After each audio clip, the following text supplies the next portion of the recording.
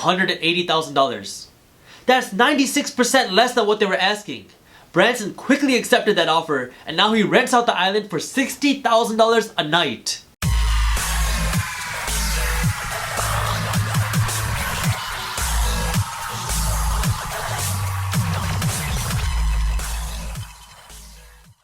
What's up everybody? My name is Jaspreet Singh and welcome to the Minority Mindset.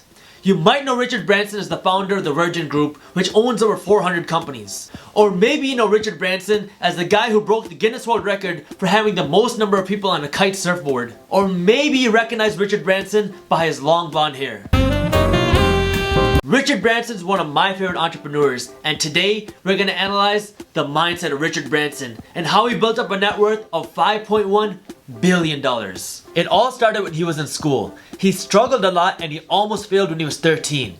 He didn't see the value, so he dropped out when he was only 16 years old. But he needed money, so he started a business selling Christmas trees, but that didn't go too well. So he started his second business selling pet parakeets, which also failed within the first few months. But Branson was a determined 16-year-old, and those two business failures did not stop him from starting his third business. Branson started a magazine called Student, which was made by students for students. He sold $8,000 worth of ads in his first edition, and he used all that money to print 50,000 copies of the magazine so he could distribute it for free. But he needed more money to grow his business. He lived in London at the time, where drugs and music were very popular.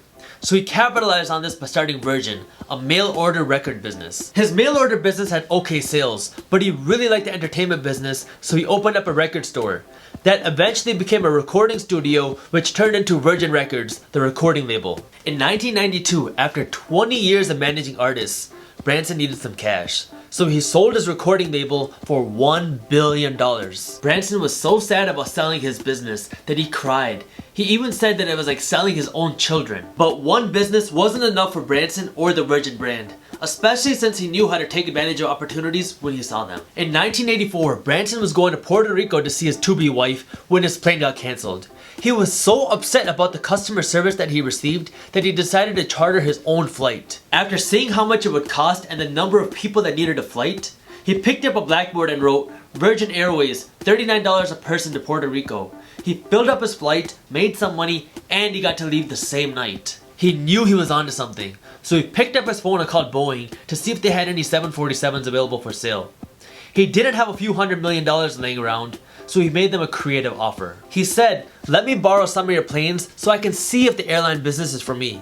If I make any money, I'll give you some of it in rent, and if my business takes off, I'll buy the planes from you in a couple years. But if my business fails, I'll give you the planes back and I won't owe you anything." Boeing looked at this young entrepreneur who didn't have too much money, and instead of laughing, they agreed. That's when Virgin Atlantic, the luxury airline, was born. Now, about 20 years later, Virgin Atlantic employs over 10,000 people and has revenues of over $3 billion a year. Not only is he a good problem solver, but he's a good negotiator. He visited the Necker Islands in the Caribbean and he fell in love with it. When he heard the owner of the island was having financial difficulties and was selling it for $4.5 million, he knew he had to have it. So he made an offer for $175,000. The owners laughed at his offer and said that they would not accept a dollar less than $180,000. That's 96% less than what they were asking. Branson quickly accepted that offer, and now he rents out the island for $60,000 a night. Ever since he dropped out of high school, he's done a lot more than just find a few money-making opportunities. He's built a brand.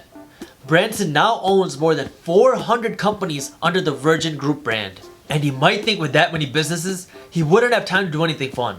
Well, he loves testing his physical limits, and he's broken many Guinness World Records, like being the fastest person to cross the Pacific Ocean in a hot air balloon. So what can we learn from Richard Branson? Take risks. As he says, you don't learn to walk by following rules, you learn by doing it and falling. And always look for ways to turn your problems into opportunities. So there you have it, the mindset of Richard Branson. I hope you enjoyed the video. Please subscribe to our channel and share this video with your friends to help us grow. And if you're not already, follow me on Snapchat. Take a picture or screenshot of this image right here. Go to Snapchat, click add friends, add by snap code, and click on the image. And don't forget that I do a Periscope broadcast every Saturday morning at 11 o'clock a.m. So I'll see you there. And as always, stay hustling.